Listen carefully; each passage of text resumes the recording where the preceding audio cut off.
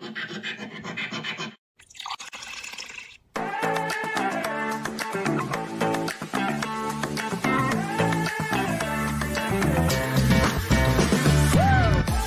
welcome once again to Rise of the GM, where today we're talking about the young Drake. We're going to be talking about a disturbed torturer and the RPG icon right here on Rise of the GM.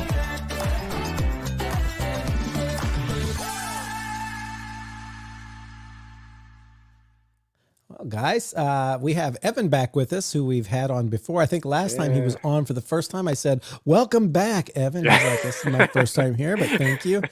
Or maybe I did that. Maybe it was somebody else. My memory, I've slept, so I don't know who it was or when it was. But I know we've had Evan on before, and welcome Evan back again. Yeah, it's good to have you back. And we're going to let him get into talking about kind of point person on this icon game we're going to talk about here in a little bit, and what makes it different and what was cool about it and all that kind of stuff.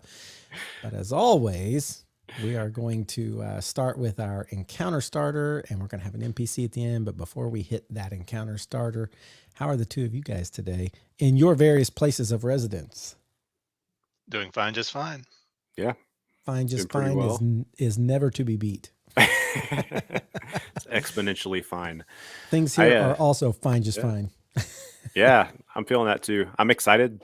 We've been off for a couple weeks for our weekly game, and I get to play tonight. So we do, but it's excited. with the caveat that it's going to start a little later, because this is the day of Halloween. If you have not noticed, I woke up today and my son's like, "Dad, it's the second best holiday ever. Do we have to do school?" And I'm like, "Yes." To do school. And I just thought it was interesting that it was the second best holiday, Christmas being the first, Halloween being the second. At first I thought he was talking about President's Day, right? No. Boxing but Day. anyway, we are Boxing Day. We are in the second best holiday, which means my kids are dressing up, and I am going out with them a bit to take them from door to door and say, "Go get candy." Beg for candy so you can come home and eat it and be all hyper. And I can be like, "Stop eating all that candy." But we do get to come after that and begin some gaming here, which I'm excited about because I have missed for a month. Yeah, that's right. That's right. Crazy. Yeah. Things have been busy. But now tonight, things are going to get crazy in a different way. All right. sure. Well, let's jump into our encounter starter, and I think I'm talking about our encounter starter. This is called Slaves to the Young Drake, and I don't know if any of you guys were Seinfeld people, but all I can think about is there was an episode where they hate the Drake because Drake was getting married, their friend Drake, and they all bought him wedding gifts, and then they called off the wedding but didn't return any of the wedding gifts, and George is like, "Hate the Drake." And so that's all I can think about when I hear Slaves to the Young Drake here. But this one's about a juvenile dragon that's decided to populate her new lair with slaves. Okay, so it's a young dragon. Tickled by the idea that as a young dragon, she should be served by young humans, she decides to begin kidnapping local children while in human form.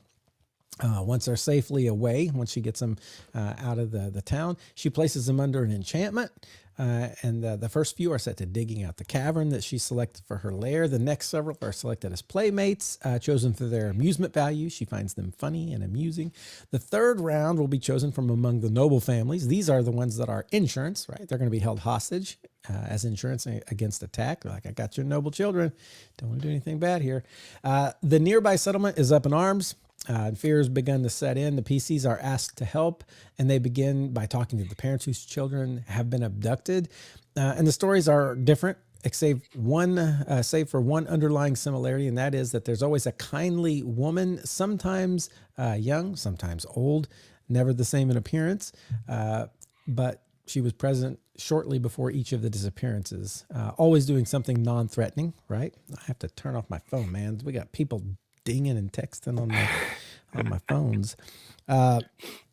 Where was I? Several more children are then taken that night, and unlike the first several who were bigger kids, these are now younger children who are known for being pranksters. The woman is still mentioned. I don't know why she's getting a bunch of pranksters, but she is. The woman is still mentioned, but now magic seems to be involved because the parents were on their guard, and yet they did nothing to protect their children when they were taken. Mix in the third round of abductions, the noble children, for pacing if necessary. So if you need like a little extra time, you can throw in that round. Likely suspects include the local thieves guild, though kidnapping is usually outside their purview. There's a traveling fair that recently came to town. And there's that, quote, old woman in the forest who is believed to be a witch who eats children, because that's not cliche. Each can shed some light on the mystery, right? So the fair folk, they suggest that the kidnapper wants an audience or playmates. I don't know who would make that jump, but they did. While the thieves point out that, hey, it's not us. There's been no ransom made, right? Nobody's asking for any money for anybody here. The old woman in the forest, if you actually go out there, is just a hermit, right? And she's seen the abductor, though she didn't know what she was witnessing. So in some way, she's seen this old or young woman at some point. When the PCs reach the Dragon Slayer, at some point, I guess the PCs are going to put this together and they're going to go out to the Dragon Slayer. When they reach the Dragon Slayer, they'll find the children there, and the dragon is present currently in human form. I like that, by the way. We'll talk about that in a second. Stage of the finale is a 3-part scene. You break the spell, right? You got to break the spell of the children, rescuing them, fighting the dragon. Those are the 3 parts. You got to get those all 3 done. The children have to be freed of the enchantment or they won't flee. And this can be done using magic possessed by the PCs or through highly successful diplomacy of some sort. Once free, they have to be taken from the lair to safety. And of course, the dragon at some point will assume her true form, complicating matters as she does her best to kill the PCs. And so that is Hate the Drake. I mean, the Young Drake, or whatever the name of this one is, Slaves to the Young Drake. And I think the most interesting part of this one to me is that they don't know it's a dragon. And so once they go through figuring all that out, however that happens, and there have to be some connections made in this story for that to work. Yeah.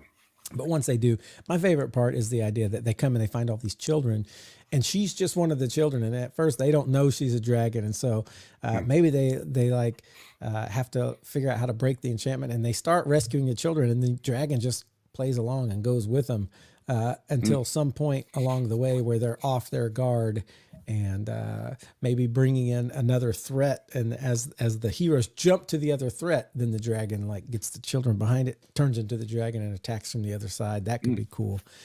So I don't know. What do you guys think about the Hate the Drake here? Go ahead, Evan. For my groups, since I typically play for like 2 hours max each session, I would probably have to like condense this down, because the scenario initially mentioned like there's waves of kidnappings going on. So I might have it like an all-in-one sort of Pied Piper sort of situation where maybe she's got a magic boombox or a harp or something that only the children can hear, and so in the dead of night they all wake up from their beds and travel to wherever her lair is. I might also like tone down the child slavery aspect and make it more of a kidnapping to ransom sort of situation. So like maybe she'll kidnap or she'll get a bundle of kids, but send one of them to go back into town to say, hey, if you want to see the rest of us, bring a certain amount of gold to, certain spot by midnight. Something like that, because a young dragon also needs a horde. So I think those are the 2 changes I might make to this. Yeah. And I even like the idea of the dragon just purely wanting like playmates.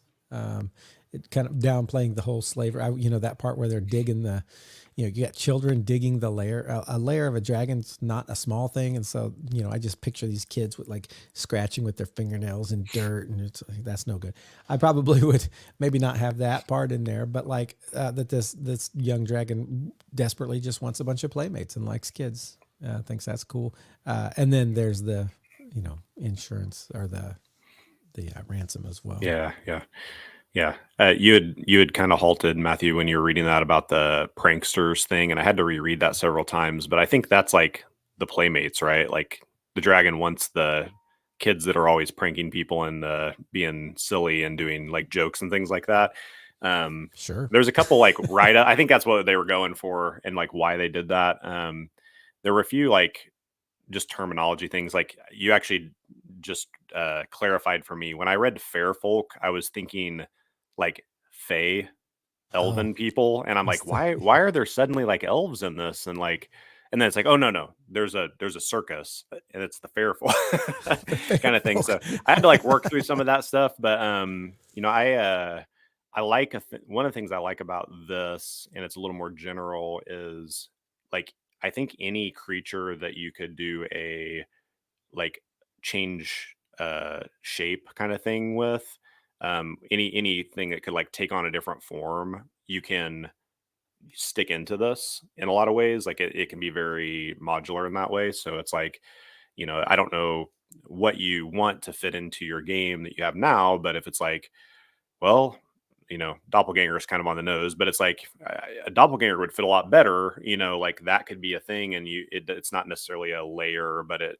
you know, is this thing, or some other kind of creature that can change its shape in order to fit in and out with these people. So I think that's cool for this kind of thing to be able to fit better if like a dragon maybe isn't what you want in your game. Um, I did have that question of like, how does the dragon get found out in that kind of thing? And I think the way it was going written wise was you go talk to the old woman in the forest, and she's like, oh, yeah, like a random person walks past here twice every day. And it's always a different person, but maybe that's them, you know, and like you kind of have to figure it out that way. But I was thinking a lot about when we have multiple things, because like you know, if we're reading that, it's like if I'm using this as like a module almost kind of thing, it's like, okay, the settlement's up in arms, and like I can go talk to all these different people. I can go talk to the Thieves Guild, I can go talk to the circus folk, I can go talk to the nobles that have lost kids, all this stuff. It's like, well, which order, you know, do we guide that? And you unleash, you let kind of those hints out a little at a time, or is it more like, here's these 7 things you can do and you go do it? And does there need to be like a flow chart of like, which gets a little complicated for me, but it's like, if they have talked to this person, then these 2 things are open, you know, it's like the clues kind of thing. If they go talk to the old lady first, they're like, we're gonna go kill the hag and take the kids, and it's like, well, we just skipped over all of this other stuff, and now we know, well, there's a person out here in the woods farther that you need to go. So I think like thinking through those kind of things is important, you know, of just like, where did the clues lead? And maybe if you only play for 2 hours versus 5, then you can shave some of those off, or like you guys were saying, make up some switches where it's like, okay, we don't need to have 3 rounds of kids getting taken in this game. We could have already had 2. It's like, yeah, like these like kind of big sturdy kids that, you know, are like almost they're preteens that can dig out a hole, you know, were taken. And then now, well, then these other kids that were all the pranksters got taken. And now like, you know, we experienced the noble kids being taken. I think, you know, that you can like push it ahead quicker, I think, in different ways, like you guys were talking about. Yeah, I still think one of my favorite parts is like the discovery of the dragon. I think it could even be cool too. Like the kids all get brought back to the town. You find them and they're all kind of dazed. You get them out of their daze, however that works. And you get them all back to town, and all the parents are divvying up the kids. And then they're like, oh, here's this one kid. Where's this one from? It's like, maybe some kind of lady's like, oh, I don't know, but we'll take her in with our children. And then like the next day, like those people are dead. And like, or in the middle of the night, like, the kids are all like leaving town again, and you find them and you stop and you bring them all back again. And then eventually the thing reveals itself as a dragon starts tearing up the city. And like that could even be fun. You know, you don't have to like do it in the woods, you know, we fought, now we brought back the kids. Right. Mix it up a little bit. Right. If you're lucky, the party will latch on to that NPC and want to adopt them anyway. They're like, we got to keep this one safe at all costs. Yep, that's right. That would be great. I love that. So there you go. If you're in the mood to hate Drake, there's the encounter for you, and maybe you can use that in some form or variety, whatever. Yeah. All right. Well, let's move on. We are going to be talking about a game I've never even heard of today, and yet I'm going to get on here and talk like I actually have some thoughts about it. No, I'll ask questions and stuff, but It's a game called Icon. And so, Adam, why don't you kind of kick us off with that and For sure. go from there? Yeah. We're gonna have Evan talk a lot here, and ask a lot of questions. But so last time you were on, Evan, we talked Lancer, and I'm gonna eventually not make you talk about a Massive Press game, at some point. So this is connected, as far as like the makers of those two games.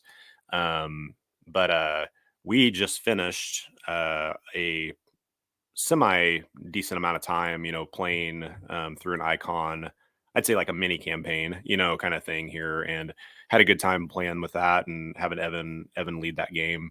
And I was really excited to just like talk about that and kind of do some comparisons. I was like looking into new RPGs, experiencing those, and being able to share that with people, because I know I think it was Eric that talked about, when he was on at one point, talked about like always looking for kind of like the white whale of games, or maybe Evan, you talked about that before. Did you talk about that? Yes. We're getting everybody mixed up today. That's right. Yeah, so sorry about that. But you were talking about that, so I like to like look through these games. That stuck with me when you said that. And that would make sense that Evan is that guy, because Evan has been the guy in our friend group who was always bringing in new games for us. And we're always like, what's Evan got today? What is this? I can't wait to see. It was like, guys, I got a new game. And so yeah, for sure. Yeah. And I'm always happy to oblige trying it out. So it's always good. So Icon, I just want to kind of jump in here. Again, this, game from Massive, and one that I enjoyed for sure getting to play. So if you're gonna like jump into this, Evan, I guess like one, how did you originally kind of come across this game, and what was it that was like, we had this thing for our Monday gaming that was like, all right, let's kind of pull these games we're interested in playing and then decide when we're going to do them. What was it that like had you kind of added that into the pile? Well, I think Lancer brought me into it. So my my white whale of an RPG, like I don't like counting copper pieces. I don't like simulating the damage reduction of adamantine doors. But I do enjoy interesting actions that you can take in combat and choices. While also, when you're exploring and interacting with individuals, being a little more freeform. So that's sort of the itch that I'd been trying to scratch in different systems. Hit some of that with Lancer, but the way it sort of split up its system into battle mode versus narrative mode was you're either in the mech or you're out of the mech. Right. So I wanted sort of a system where you're just a human being, and we can flow between the states depending on sort of what shenanigans you get up to in the story. Yeah. And it just so happened that on the itch.io page of Massive Press, they had Icon. It's technically not, it's sort of I wouldn't call it alpha. It's probably more of a beta stage of game. Okay. The core rulebook is free, but I imagine it'll be iterated on a little bit more for actual, like, they get some money out of it at some point. And so it is it's sort of a fantasy version of Lancer in a way, with some minor differences. Yeah, for sure. I think like when I was jumping into this, because we had played Lancer and talked about it and everything, and Lancer is up there for me, like as far as like games I want to come back to and play. And I was like super like, man, this is, I loved how Lancer flowed going into this. And it does flow differently, even though it has those similarities. I think like one of the big deals is how like the modes of Lancer make you feel like you're in a mech, like it kind of like draws you into that differently, and it just plays out a little differently when when it's like in a fantasy setting and it's not like, oh, I'm getting in and out of the suit kind of thing. So we can get into that a little bit later. But you're not popping off your arms to Right. equip like an axe instead of a sword. Yeah, right. Yeah, little Be a different. whole lot cooler if you did that. So just like kind of talking into this, like how would you explain the kind of just basic idea if you're in the elevator and someone's like, what's icon? Like how do you explain that? Okay. I would explain it as sort of a heroic action adventure sort of role playing game. I would liken the tactical side of things to like a Final Fantasy Tactics. That might be the most sort of known IP that I might Okay. sort of tie that side into. For the narrative side, hard to sell or hard to describe it. It's this, but Right. Yeah. the system it's based off of is called Blades in the Dark, which is sort of a D6 pool system, and you only count the highest die, unless you're super crummy, in which case you roll 2 D6s and take the lowest pips that you see. But anyway, and then that sort of drives the result of what you're trying to do. 1 to 3 is a no-go, 4 to 5 is ho-hum, and then 6 is all good, and then a pair or more of 6s is super duper good. When you're talking about the way that those numbers roll out, is that something that's like you're looking at a table and you're saying, okay, this is what happened, or is it a more like on the GM to narrate that out? It's more on the GM to narrate, to sort of describe what that's like. Should we dive into mechanics at this point? Okay. We can go there. Yeah, sure. Yeah. So on the narrative side, you have 10 action types, which correspond to like a D&D skill or Pathfinder skill. So you got stuff like sneak, or maybe it's called stealth. I can't. The precise wording is already flushed through my brain, but I recall there's traverse, there's sense. So I guess that would be like a perception-y sort of thing.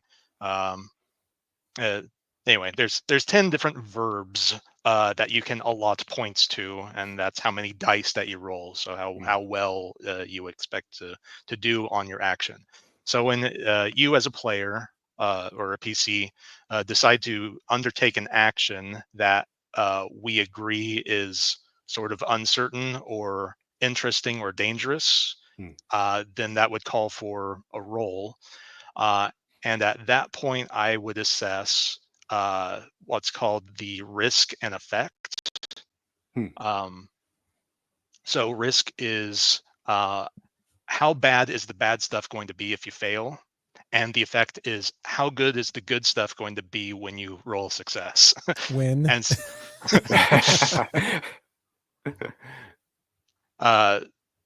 yeah, so sometimes I tried but didn't always succeed at describing what would happen if you would fail a roll or succeed at a roll before you actually made the roll. Sometimes I was like, I'll just wait to see if the roll actually did end up in a 4 or 5 sort of situation to decide what's going to happen. But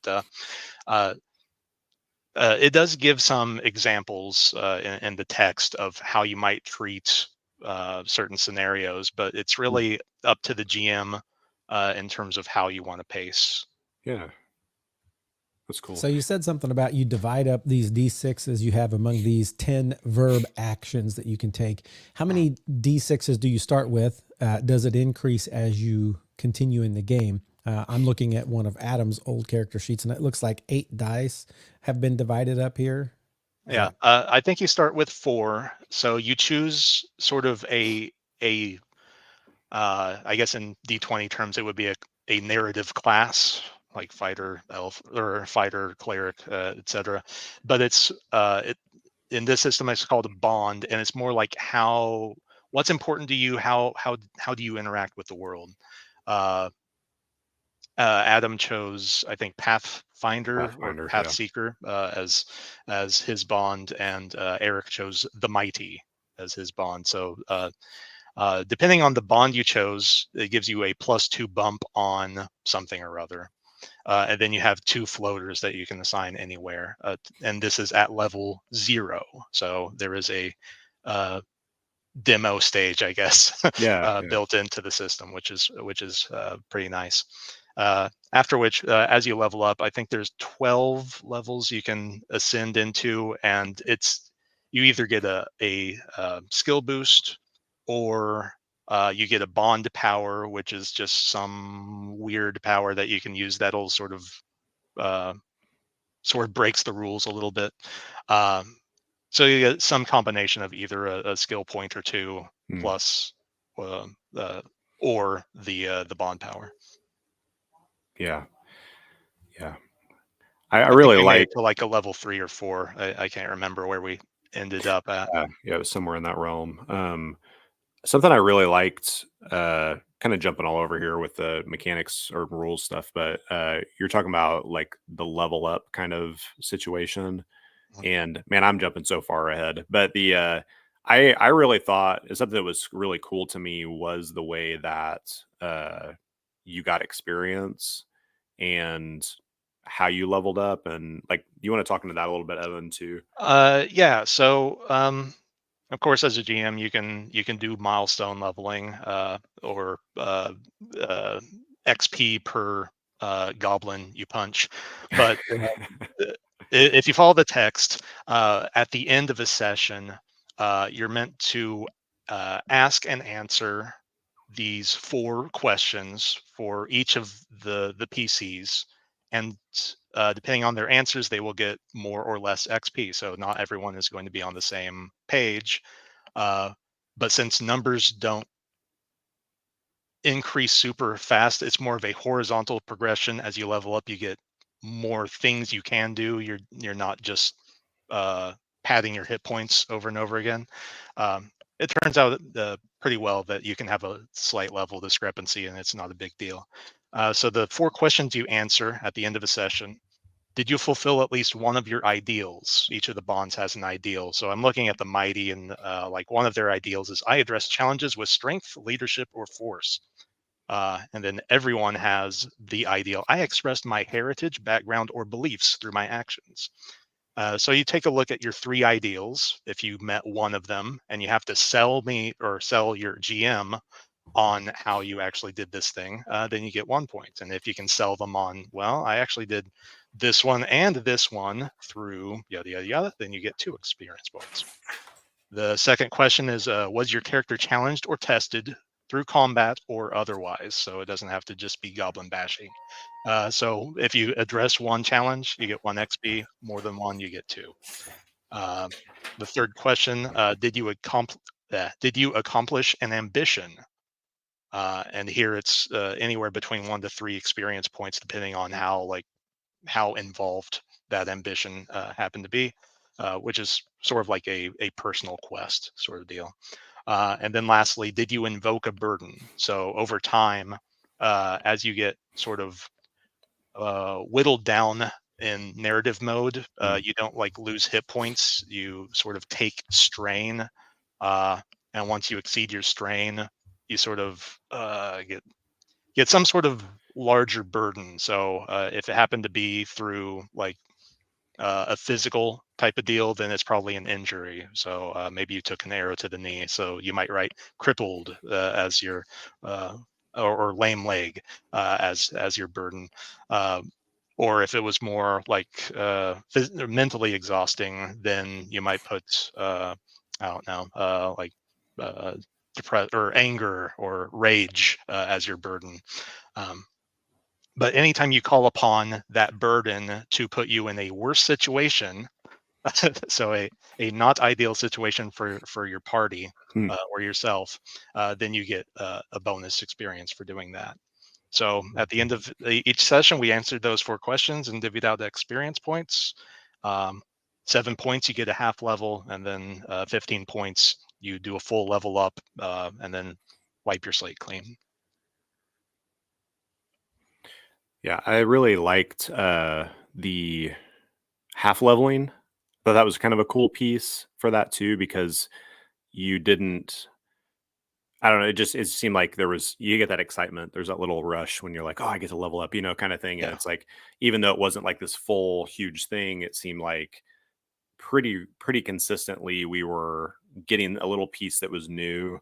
Hmm. And I think too, I don't think it was necessarily like overwhelming, to like get things, but it was cool also. There's that aspect of like, okay, I get to play a few sessions with like this new piece and learn it and figure out how that all works before there's like another new piece that adds. So I appreciated the build of that too. And I really like the ideals. I do think there were some tongue-in-cheek pieces of like, yes, I definitely did this. It's like, how do I Yeah. justify this like One every of your time? like having some unique sensation and Yeah. like a smell or a taste, and Right. like in character, you would say, "Well, we could all agree that that I Yeah. did taste something I've never tasted before."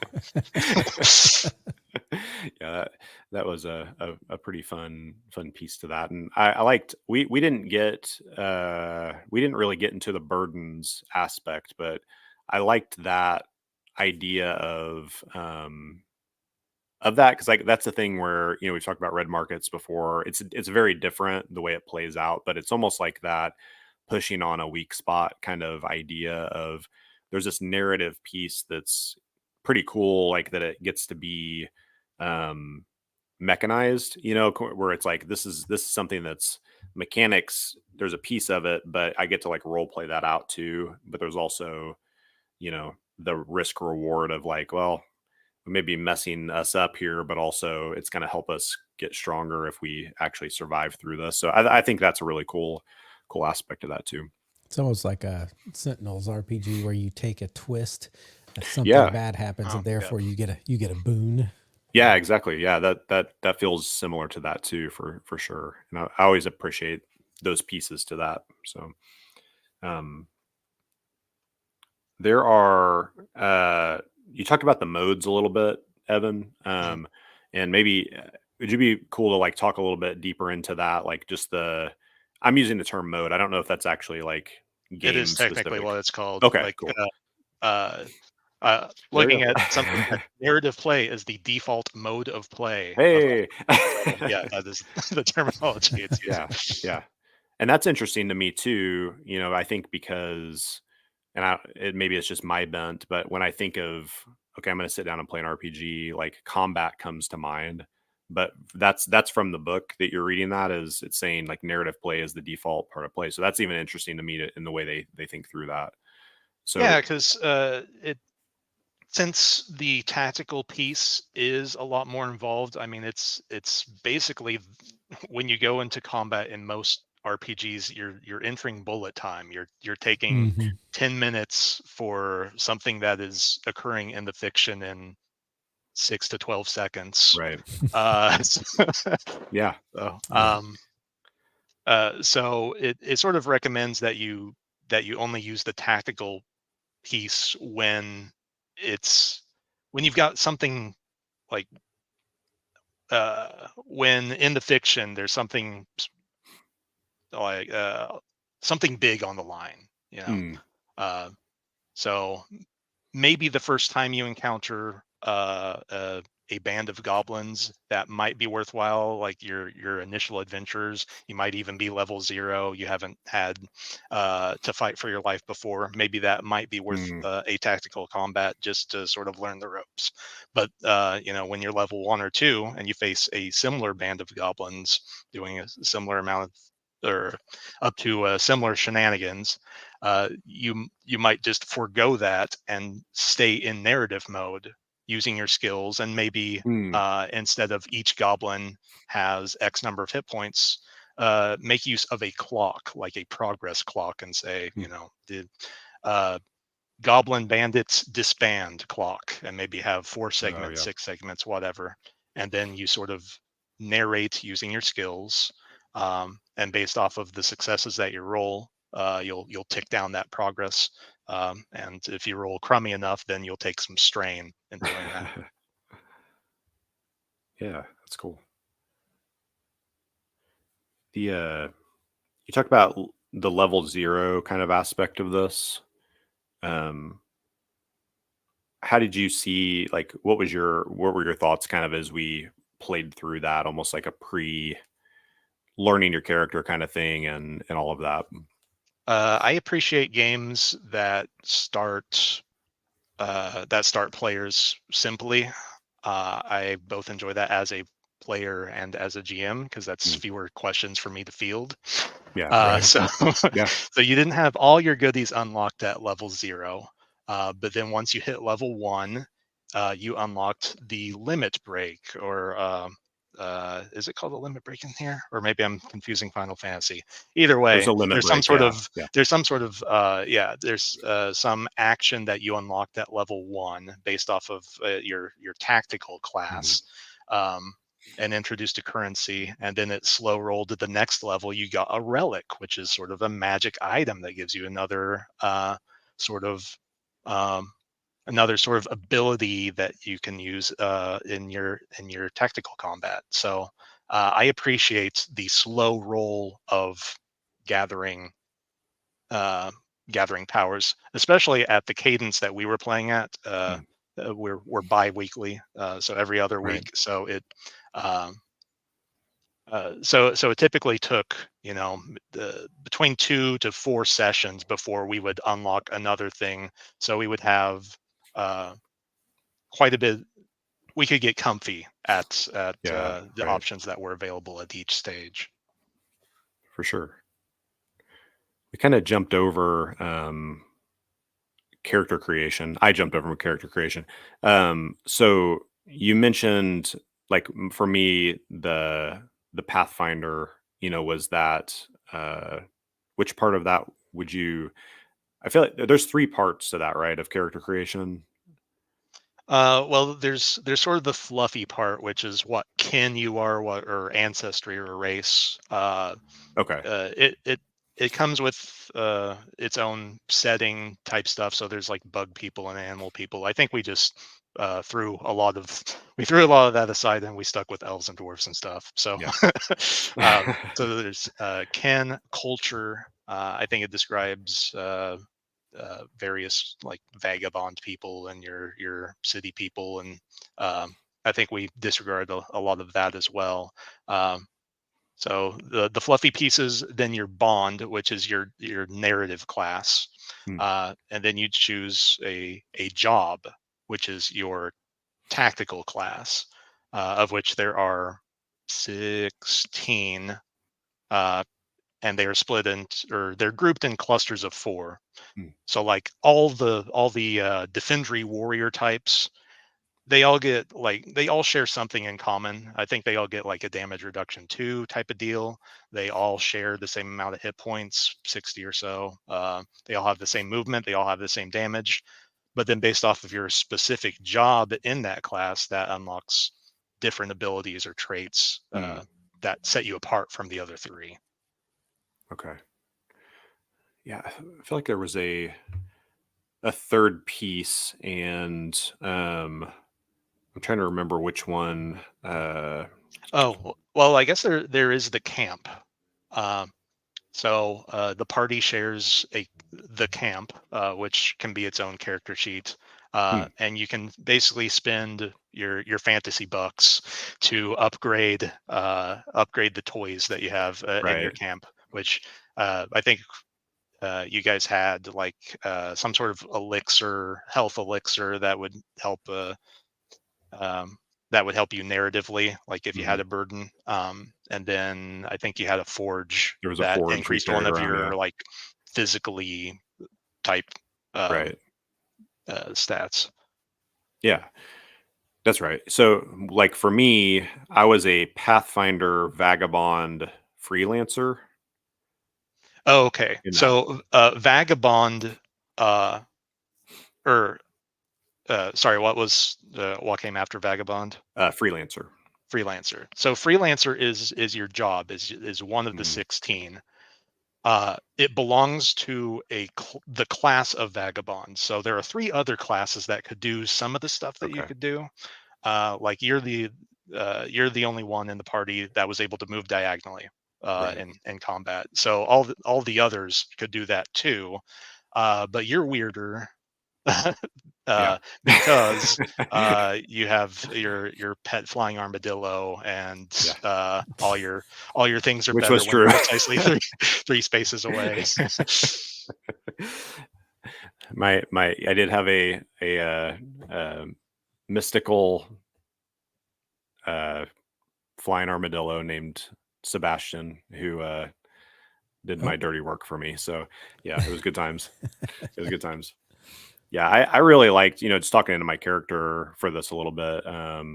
There was a bit, all of these, whether it's the Pathfinder, the Vagabond, or the Freelancer, they have like mechanical things that they're bringing to the table. But in the combat part, it was the there was this aspect for my person of like threes were meaningful to me, and so it was like 3 squares away, or the third round, or the sixth round, or the ninth round, and those kind of things, or getting Sebastian to be 3 squares away, so when a critical happened, something else happened because of him, and I enjoyed that. I know that's like a very like niche part of the game, because that's not going to be everybody's experience with what they choose, but it was interesting to play that like chess match a little bit of like every time it forced the mobility part, where I think sometimes like in a D&D or Pathfinder game, it's not always like helpful to move, it's like sometimes it Mm. is. And I think GMing, sometimes it's like good for us to force our players to move or think strategically, but it's at its core, a lot of times it's super easy to like walk up and stand in the exact same square and swing your sword, and there's no reason to do any other movement. And this was cool to like make me think about that, of like, okay, how do I do this, or how do I adjust in a way that's like, well, I think this person's probably going to move 2 squares forward to do this thing, so maybe I don't need to be exactly 3 now, but I need to be 3 away from the square I think it's going to be in. It got kind of crazy, but like that was a cool part that like engaged me, in that. So that was a fun piece. Sure. Kind of reminds me of, didn't in D&D 4, didn't they have some spells and stuff that you had to move 10 feet to charge to, I feel like there were some at wills. It's like if you move 5 feet or if you move 10 feet, you can do this thing. And, Yeah. just making people think about that movement. Right. Yeah. You actually, it's an important piece of that too. So that was a cool part of just like my character makeup. And I liked that like all of those things had like legitimate mechanics that were attached to them when I was picking those things, and going through that. So that was a pretty cool piece. Your striker definitely felt more different. Well, your character and Eric's character, who was a striker versus a blaster, definitely had abilities that set you guys apart instead of just feeling like a ranged artillery piece. Right. Yeah. For sure. Yeah, that was cool. So there's some specific terms that like I can't remember if we've said any of them yet, but I think effort and strain were mentioned earlier. Yeah, that so strain, in narrative terms, strain is sort of your health. When you're down to 0, or maybe you count up. I can't remember if you count up or down. Regardless, when you roll over, that's not the end of your character. It's just you've taken a beating just by virtue of whatever was happening in the fiction, and at that point you get a burden. And like I said, the what you what you were up against maybe informs whether you have a physical burden, a mental burden, emotional, spiritual sort of burden that you add to your character. Um, Effort is a meta currency, or some sort of resource that you can use to juice up your rolls, basically. So you can either spend an effort on something that you're doing to give yourself an extra die. You can spend it to help one of your friends doing something that they're doing. You can also spend it leading the party. So um, for example, if you're all attempting to sneak through an enemy encampment, Mhm. maybe by default, the GM might ask everyone to roll to sneak separately. And so basically the worst roll of the party is going to inform what happens to the group in total. Well, someone might want to spend their effort, I think it's like 2 points of effort, to declare themselves as a leader, as leading this sneak. And so their role dictates what's going to happen to the group because they're the best at it. Yeah. I think most of the bonds I've seen have 3 effort and 5 strain. I think there's one weirdo that's got a different set, and then you can camp to sort of reset your effort back to full. Right. Or there's some what's called a second wind. Each of the bonds has a way you can sort of get some of your effort back. Um, Yours was really simple. It's when you're in a new scene, you get an effort back. So Yeah. that came in super handy. That was amazing. Uh, for anybody listening, watching, Matthew and Evan both know that if I get things that are, uh, what would you call it, burnable to like make something happen, it's usually gone very quickly. And that was super nice. Well, one, I had to keep aware because I think with the effort, if you get run out, then you get really messed up. Also, like that hurts you. If all Uh, effort is spent, you're exhausted. It says here on Yeah, the that's sheet. right. oh Yeah, there yeah. you go. There you go. So, the exhaustion. So you always had to keep that one in the pocket, kind of thing to not get exhausted. But Mm. it was beautiful to like be like, "Are we in a new scene? Yes. Okay, great." Let me So, spin this immediately. yeah. What can I do?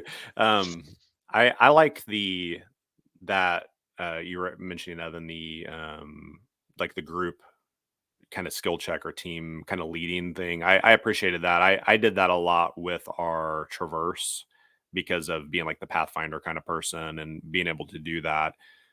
Where it's like you don't get this, with the sneak idea, it's like okay, you got this isn't the right terms for this game, but it's like you got Paladin and the plate armor clunking down the dungeon, kind of thing. You always get that where it's like all these sneaky people want to do something, but then the guy on the heavy plate it's like how do you manage that? And you can do this kind of thing where it's like, no, we're gonna work together and the person can be the spearhead of this and lead us through. I think that's a cool piece also to kind of get around that problem that tends to happen with a maybe more traditional like fantasy game that we've played. So that was cool. I'm reading a book right now, one of my lit RPG books. Mhm. I know, you guys have tired of hearing of it. But one of the characters has this thing called a abyssal skein, and he can like basically wrap the void around his party. I think Oh, it is nice. you're sneaking. I want to Uh-huh. take leadership of this. Doesn't matter how clunky you are. I'm wrapping this around us, and it's going to Yeah, keep us quiet and invisible. that's really cool. I like that. Yeah, that'd be a good in fiction reason why you would have to expend some effort to cast some sort of spell like this, Right. and explains the benefit of Yeah. your party. Yeah, that is cool. Sorry, the other keyword you mentioned or the term was fray. So Yeah. something I really enjoy in this system in the tactical combat mode. Misses, you still deal damage. It's just Yes. not as much. Hmm. So every class or every job has a fray amount, which is like somewhere between 2 and 4, I think. Mhm. So you're typically guaranteed that much, even if you super duper whiff, because on a hit you deal your fray damage plus some sort of die, or maybe 2 dice if it's like a big whopper of an attack. Mhm. Yeah, So I how do like. you narratively explain damage when you miss? Mhm. You're basically nicking the person. Well, I mean, Okay. hit points aren't meat uh, in this system. Otherwise, if you would get hurt once, you should be in the death spiral. So, how do you explain hits in D&D? Well, sometimes they're hits, and sometimes you got really close, and you expended their luck points by a certain amount. Okay. Yeah, So, yeah, it's so misses, I think are just like nicks. right. Yeah, I feel like that'd be in depending on what what the attack was, I guess, too. Like you'd have to get creative narratively with some of that if it's going to be like described. I guess like You Eric go did a to lot hit of them, they pull their head back, but when they yeah. do, they crack their ankle on the stone Yeah, there. yeah. I Like, mean, ah. yeah, you could do that. You actually hit them. I mean, it's almost like the DR Yeah, thing, but it's like you hit them, but their armor absorbs most except for the 2 points of damage, or um, I don't know, fireball gets thrown and they get out of the way, but a little singed. Like that. That'd be how I would probably approach that too. Yeah, it Okay. did make you feel like I don't know. Sometimes when you just like whiff, it's like I have 5 attacks and I just whiffed every single one, and you're just like, "Why am I here?" And now I'm gonna wait 25 minutes to swing my yeah, sword again.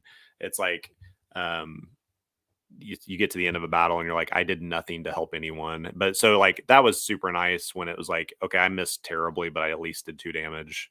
And, that's moving them closer to clearing that yeah. person off the board or whatever. Uh, I appreciate that, as well as a G or as on the GM side, Mhm. to know, okay, even though it was a miss, the combat is ticking closer and closer to its end. Right, yeah, It's yeah, a little for sure. slow, Yeah. but at least it's noticeable. It's moving in the right Yeah. direction. Yeah. Did enemies have fray also? Enemies had fray. You didn't experience it a lot because of your class. You had dodge, which Yes. meant you took no damage on misses. You Yes. took no damage on area effects that did not directly target you. So, yeah, you didn't get to see firsthand some mechanism Right. by virtue of picking an appropriate class. I got it was a happy lucky accident. I think that some of that stuff I'm like, "Oh, I get to do this. This is great." So, yeah. Uh And they are also for on the GM side very handy. They're all color coded. Red hmm, names in red are sort of your tanky guys. Names in yellow are your skirmishy, dodgy, heavy damage guys. Blue are your artillery type of critters, so they want to be far away, but they deal a bunch of damage. hmm. Glass cannons, and then greens are your leadery, buffy support sort of minions. And I think all of the monster names that I saw fit are color coded like this, Oh, cool. and uh, the player jobs are also color coded Mhm. this way, Hmm. based off of what role you're geared to do in combat, which Right. Yeah. made it easy for me to sort of pick a thing from here, pick a thing from there to come up with an interesting combat. Yeah. Yeah, that's really cool. One final, I think, kind of final term, ambitions is a Yeah, piece that's kind of similar to burdens in some ways, and both of those have a wheel, right? Like a pie wheel that are yeah. connected to them. Would you talk into that a little bit? Yeah, so every bond sheet, you can carry up to 3 burdens that have clock segments of 4, 6, and 10. That's just how swiftly you are able to clear that burden when you're sort of in between adventures. And then ambitions are also of the same sort of size of clock. You can have 3 ambitions of clock sizes 4, 6, and 10. And those are just like personal quests, or I guess there can be group ambitions as well. Hmm, Um, for example, your ambition was to find the whereabouts of your father, right. and you happen to roll low in the one interlude that you had, so you didn't get to see him then. And Eric's was researching uh, a means of sort of juicing up one of his attack spells because he wants he wants the damage numbers to go up. So We all Eric wants know. We all that. know. I can't imagine that. yeah, so an ambition is something that you sort of set up with the GM. Like I'm thinking I want my character to be doing this. Uh, does it seem like an ambition? And then either your GM would say, well, no, it's easy enough that you can like do that in the interlude between adventures, or well, seems like maybe we should have a couple adventures before your downtime is able to like finish doing this project. So maybe it's the 6 o'clock, or they can throw back to you like, no, building an airship at a 4 o'clock seems like a lot. How about we make the 4 o'clock you find like an air elemental that'll fill the sails, and then the 6 o'clock is you find yourself an airworthy vessel that people can actually walk on, and then like the 10 o'clock is find a magical engine of some sort, and then when you finish all those up, that'll be your airship. So there's some collaboration between the player and Right, GM yeah. as to what seems appropriate to your game. Yeah, that's cool.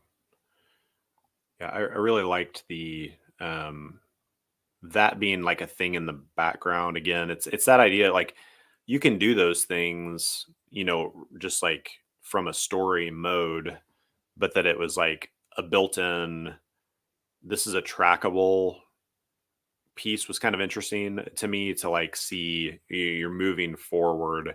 And like you said, I didn't have a good role. I just totally failed. I feel like in Lancer I did the same thing where it's like both Lancer and Icon, with it was like when I was trying to do that like out of combat like narrative stuff, I always just like totally just whiffed on my rolls. But I like that. I thought that was cool to be thinking. And I mean, that even though it didn't go super well as far as me getting pie pieces into that even, at the end of our game, at the end of the campaign mini arc, the arc that we did, that, Eric and I both had like things we were looking at moving forward. And I'm still like, I'm trying to find my father, and this makes sense for us to continue to travel together because the narrative things that Evan did, it's like I'm still going after that ambition, and that was driving that to like, yeah, we're going to go into this kind of other planar thing looking for what's going on here. So that was pretty cool, like just as a character, like to move in that and be driven by that. So I liked that piece of this game a lot. So Yeah, and Matthew, that go helped ahead. me story wise also, Yeah. because like you're failing to do that, but I think you were pretty close. I think you were like one wedge away. So I was thinking, well, maybe this witch in the woods will know a spell that can help find the father. Basically, you're guaranteed to get your pie wedge regardless of what you rolled Yeah. after the adventure. So maybe we'll have this witch say up front, "Oh, I can do this for you, but how about you finish slaying the dragon first, so I know you're on the level." Right. Yeah. This all sounds very similar to our opening encounter. The Yeah. witch in the woods who've seen not maybe the father walking by twice a day, but the dragon first. Oh, yeah. Oh, I see what's going on here. So, Matthew, I'm tipping it over to you here. So, coming in knowing nothing except for like you had looked at my sheets, kind of thing. How does this, what's like triggering in your brain? Are you feel like you're tracking with like how it kind of looks? Like what does all that feel like? As with probably most people, when you're looking at a new game system, you come in and you don't yet have a complete picture of what that is. I think I'm still there with this. Like I'm starting to get an idea that there's some different things here with these ambitions and burdens and effort and strain and bond and profession, or that's not your job, whatever you call that, and all of this stuff. Like I'm starting to get an idea, but like I couldn't say, hey, here's how I would compare this to say D&D. Right. It obviously looks different, but I would have to read through, and I'm the kind of guy who, when I start to play a game, I want to read everything there is to read so that I have the full total picture before I make any decision on this is the character I want to play. And this, I don't just say, oh, I always like to play a character like this. You pick one for me. I'm not very good at that. Right. Let me read the entire set of encyclopedias before I decide, whatever I'm gonna do. But it does sound like I would have to, like, right now, I'm having a hard time understanding the differences of characters, because you were talking about your character that like something with this movement and spaces away, and I'm like, oh, that sounds interesting. What are the other people like? And Yeah, right.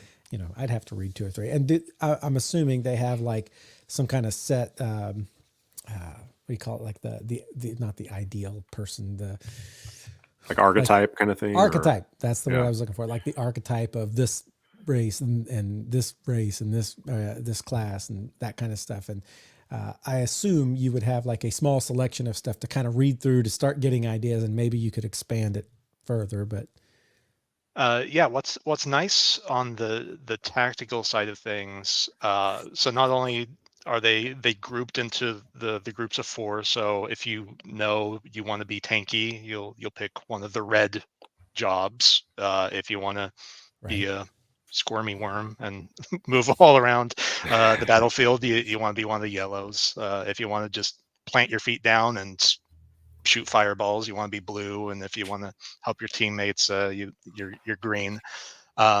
So not only does that help out, but also the abilities that you choose in battle, it recommends like your first go around, just pick the first 2. The first 2 are that are listed for your, that are level appropriate, are sort of like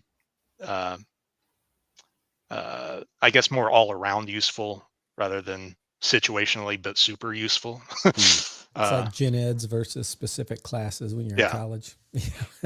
Yeah. So when in doubt, you can pick those first 2, and then there is a means of I think you spend 8 magic bucks, and you're able to invest your points differently. Yeah, that's cool. I do. You've said it, but reiterating that, like, I think the way that the 4 groupings was super helpful for me. Walking into it, like, okay, like, what am I actually wanting? And we do. I think, like, I like to read all the stuff too, but we typically have like a bent that we kind of go towards, and or it's like, oh, I've never done this, I want to try this kind of thing out. So yeah, I think I was a yellow, the like skirmisher, kind of thing. And I do like, Matthew, if I, not to like pigeonhole you, but I feel like Nope. that is definitely up your alley. When he said that, I'm like, I'd be yellow. Yeah. Of some sort, for sure. Yeah. It was So- interesting to watch, like, so was Eric a blue? Is that what he was? He was a 7? blue. He wanted to plant his feet and lob fireballs. It was interesting. Yeah. I lost my earbud for a second. He it was interesting, especially at the end when he had like built up some ability kind of things. There was something where he would like put like a ward down or a rune or something on the ground, and if he was like standing on it, he was just like, I don't know, it was this crazy, like, it built up over time, and then he could just Disarray. blast massively. Yeah. Yeah, it extended his range, and then he dealt one more instance of fray. Yeah.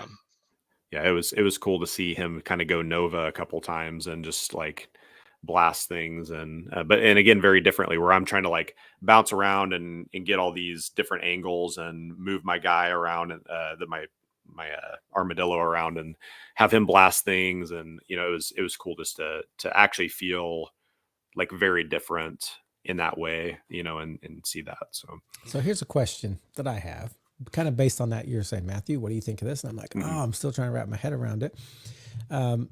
I think every group, if you're looking at like, how do you get into new games, there has to be somebody who has this ability, drive, personality that seeks out, finds, and understands these games and brings them to. I would say Evan is that, and he would bring these games, and I would sit down at the table like, and he would be like, okay, let's just make a few decisions here, and then we'll start going, and you'll start to get the feel for it, and we'll go, and then you'll be able to make more decisions and get the feel for it. Evan, what is it now? At the very beginning, Adam asked, "Oh, how did you even get involved in this?" You said, "Oh, well, this, I knew Lancer, so I got into this." How do you become the kind of person who always goes and finds games? What is that trait that makes you so good at going and finding games and bringing them back to the group? Or can you even put that into words? I think it's it is very hard to put into words. Like I haven't found my forever RPG. Like there's always something that bugs me about any system that I've played so far, and I think I just want to continue approaching like my RPG ideal. So I'm always on the lookout for like this rule set does something a little bit different than that one. Maybe it's worth checking out. So I don't know. There's some trait inside you that is always, so you're the Captain Ahab, right? You're going out looking for your white whale. You know it's out there. You're like George. The sea was stormy that day, my friends. I went out. I'm going to get George in all these conversations here from Seinfeld. Rob, I don't know if you guys see Rob's comment, but a constant sense of disappointment in what you're playing? ? That's the glass half full or half empty. Right. That's the other side, the other perspective. Yeah. See, I'm of the perspective that I can fill up almost any glass you put in front of me. Whatever you do, I'll try to make it fun and enjoy it. But I'm not. I've noticed I'm not the kind of guy who like I'm going to go, scouring among things that I don't know if they're good or not, and then be like, oh, here's a gem, I'm going to take that back. But I trust and lean into and desire people like that in my life to bring me things, at least with games. Yeah. Otherwise, I would still be playing that very first RPG I ever played, and I would just be playing it over and over. And maybe it's you do that to the point that you're just like, I'm done with this, and maybe it's what Rob's saying. You're just like, I have such a disappointment in this. I need something else. But it is good. And I would say for all of you out there watching this, that maybe you don't have somebody like that in your group, maybe you could begin to cultivate yourself to be that person in the group. And where do you typically look, Evan, as you're thinking, what's a new game? The Ian World message board or forums are pretty good, although they do lean more toward the traditional. You roll a d20 and it's basically D&D, but maybe in a different name. Occasionally Reddit under RPG. I think they just discuss any general RPG. And you could where get else on do I there and go? ask, hey, I'm looking for a game that's like wildly different than just Yeah. D&D, D20. What do you got? And then people would start throwing stuff out. Then you'd have to weed through and be like, okay, I can trust this guy. This guy doesn't know what he's talking about, and et cetera. But, Yeah, and YouTube is a good place to find people either demoing or previewing or reviewing different RPGs. okay. Yeah. So the two questions I have at the end here, why play icon for out here? We got people listening, watching, like, what's the reason? And then the second one is like how to get specifically in, which we have a link here I can drop here. So if someone's out there like, why should I play this? What would be your answer for that? I would need to know who that person is, because not every game is for every person. Like Right. I enjoyed Icon, but I know for like my main Tuesday group, it would be a hard no. And Like why is that? one person would be at minimal fun level or to anti-fun on the tactical side, and then I think at least one person would be minimal to anti-fun on the narrative side. So I think they are strictly like I need to find something in the middle, just like a traditional sort of system.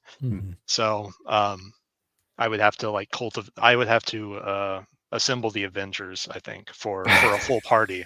Like I lucked out having two people that enjoyed themselves, but to have a party of four, I would have to pull from different my different friend groups to get a full party. Right. So a person who enjoys enjoys the tactical aspect of combat, but doesn't want to deal with big numbers. Like I said, hit points do not go up. Attack bonuses do not go up. you are just, as you level up, you are expanding your utility belt of abilities that you're Right. able to pull from for the situations you find yourself in. And also, if you're the sort of person that doesn't want to simulate medieval life with fantasy elements, you just want to roll some dice and figure out play to find out what happens. I think it's a good narrative system that it's got enough meat on it with the bond powers, I think, and the way you level, because it's you focus on acting out your ideals in the fiction to advance. I think there's enough there. If you are interested in those two things, this is a pretty good ideal game for that. Yeah, cool. That's awesome. So you said there were two. You said there were two questions. Oh, and where to find it? Yeah. Surprisingly, it's not in, like, if you search for Massive Press and go to their specific website, I don't think it's listed anywhere there. It's Lancer this, Lancer that. But if you go to their itch.io page for Massive Press, that's MASSIF Press, sort of toward the bottom, it'll still be Lancer this, Lancer that, Lancer these. But then toward the bottom, there will be a link. Oh, there we go. Yeah, that specific link will bring you to the icon test document. It's on version 1.5, but it's totally free. 200 pages of bad guys, 100 pages of Wow. player options. It's can't beat that price. That's really cool. Yeah, that's really awesome. And if you're listening on podcast, we have it here on the screen on YouTube. You can either go to our YouTube channel, watch this video all the way up to 1:11:36 in there, and that's where this is. Or we can maybe post it in social stuff too. Yeah, for sure. Yeah, we can send people that way. If you're in the chat, it's there too, so you can maybe just click on it. I'm not sure how that works from the YouTube side of things, but yeah. Thank you, Evan. That's really cool. And I didn't realize even to the extent of how big the book was. I haven't looked at like that. It was more on the player side of things. It is 501 pages, but that factors in the covers. So Nice. 200 pages of bad guys. It's very, yeah. Had a lot of options on the GM side. Well, cool. Well, thanks, Evan, for talking Icon today. I had a really good time playing that arc, and looking forward to maybe one day seeing it again. So, likewise. I'm either gonna have to break away some Mondays and get in your guys' game group and have to try some of these games, or I'm gonna have to get Adam to bring these games to our Thursday night group so I can try some of these games, because I keep hearing about one. So I'm like, I'd like to try that, and then we don't. Well, I hear you're approaching the end of your current Thursday campaign, so that might be moving in that direction. Yeah, there we go. Something that I was thinking about when you guys were talking about people finding games. I have a really weird tension of, I both am extremely loyal to a thing and want to play it. I want to get water out of the rock, kind of thing. And just this is the thing. I want to see every piece that it's the discovery, Evan's not here. It's, but I also, on the other side of things, want to discover that's the discovery part, is discover all these new games. So there's this constant tension for me of getting them, but then I can't play it or I can, but then I'm not getting to do, it's there's no. You have the dual side of the discovery, right? Yeah. You have the completionist cartographer who wants to map the entire map. And it's, I remember playing Guild Wars. Yeah. And you're like, I've got 99 point some percent. I got to go find what's in that corner of the world. And Keep I'm like, I haven't seen most of this one. I basically just been following you as we run through this thing. I don't know where I'm at. But then you also have I want to go into new lands discovery part. So for sure. Yeah. So that's a tension for me. But I'm not sure where I was going with that. Oh, it's we want to, get these long-term, play this awesome epic campaign, of 5e right now for me. But then it's man, I'd really love to go back and play some Red Markets or play some I'm Lancer still or play wanting to play some, Ironsworn. yeah, Ironsworn. I've Yeah, heard that's about it so much. I'm like, I'm still trying to get one of That's- those going yeah. somewhere. yeah. So for sure. Well, should we talk NPC here? NPC, who do we have? I think you're the NPC today. I am the NPC. Yep. We The have name of ourself. the NPC is Adam Caldwell. He likes to discover everything there is to know, but also new things. How would you use that in games? No, this is again one of our masks NPCs from Gnome Stew. This is Astarala Sperrick, the Disturbed Torturer. She is wrinkled and portly, and wears a thick leather apron. Astarala cocks her head to the left when speaking and peppers her speech with pauses and disturbing laughter that I'm not going to do. She's slightly insane. She's slightly insane. Astarala is obsessed with knowing people's secrets. She conveys the most twisted concept of a kindly grandmother that one can imagine. She cannot leave a secret unknown, so she's driven by that. That's her motivation. Astarala is a torturer of the highest class. She was once an apothecary's wife, and few know how she got to the place she is now. However, she came to embrace the cruelty required by her position and became very good at her job. To her, uncovering the secrets people hold is her life mission. Even her employers are wary of her, for if she believes they're hiding something from her, she will do her best to turn her tools upon them. When presented with a new subject, Astarala employs many methods to get the information out, but rarely resorts to direct, painful torture. Pain does not bring results. Fear and uncertainty do, is one of her favorite sayings. Astarala's tortures often involve the most subtle and carefully crafted manipulations of a person's psyche. Combined with the drugs that she employs, few can withstand her tender touch. So it's Astarala Sperrick. Yeah. So I can't help when I read this, but see, I forgot her name. Stephen King, Misery. Hey, Mr. Man, obsessed with the author, gets him tied to the bed, uses a sledgehammer on his foot. Remember, anybody know what I'm I know you're talking about? talking about. I can't It's remember the name. It's the movie Misery, but like Yeah. her, little portly, kind of older, and here it says wrinkled, but that kind of, haha, silly. You don't go hiding secrets from me now, Mr. Man. We're going to find out what you got in there. I don't know what you're trying to hide, but it's almost too joyful how she comes at these people and they're like, ah, and they're freaking out. Yeah. Like I could see that. Although this whole pain doesn't bring results, that sledgehammer and foot thing. She had a little different idea, huh? But like somebody like that who is almost this bubbly grandmotherly type, but like freaking you out kind of grandmotherly type with the big old, leather apron on. Like, what the heck is she going to do to me? You don't even know. That was Kathy Bates, but I can't remember her name. Right. Yeah. I don't remember the name of the story, but you're right. Kathy Bates. Wow. That's what I see when I read this. Yeah, that's a good visual. It's a good visual of that. What kind of pops in your brain, Evan? I appreciate she's not a physical torturer and just a sort of chemical type.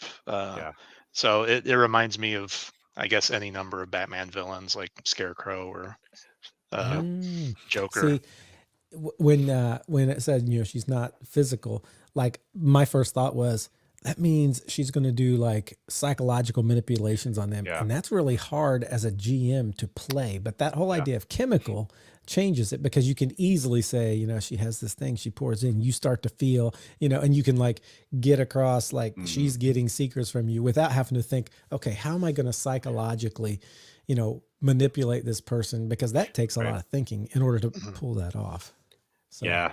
I actually have Scarecrow written down, so that's really cool that you brought that up too. I was thinking specifically, like I don't know the lore super well, but like the Batman Begins, shooting them with hallucinogenic kind of stuff, and then like making it this crazy moment. But I was like, there's some gaslighting I think that she's doing to them too, and like I was thinking about how like, one, I don't really want to play that out as a GM, like, and also it's that thing of, we kind of get into those modes sometimes where it's like, how do you actually like interact at the table when you're like forcing somebody to be persuaded or deceived. It gets kind of funky sometimes in those realms. And I think like I had just wrote down like tough to use in a game with a party. Like if you have a group of people in this situation, that gets really difficult. It almost has to be separate, in my opinion, or like she's not really even interacting necessarily directly with the PCs. It's like another NPC is who she's, I don't know. That's kind of how I probably would take that, because I think it'd be super hard to engage with the party. Yeah, if she were interrogating one of the party members, and they did fail whatever, like a fort save against one of her concoctions, I probably wouldn't play out what the interrogation was like. I would probably fade to black and go back to the other party members, see what they're up to in the meantime, or just say time passes and you awaken. Maybe light shining. So it's the next day at least. Maybe you don't even know what information you gave up, and the party doesn't know what information you gave up. Yeah. Yeah, I like that a lot too, because I think there is a position where, I mean, like we got to make sure not to like use that often, but if the GM has that position a lot of times where we know things that are being said, but like the characters we're playing don't know those things, and so it's like we don't want to like plan for, suddenly everybody has the defenses against all of these people, because it's like, well, they wouldn't have known that, but I knew that as a GM.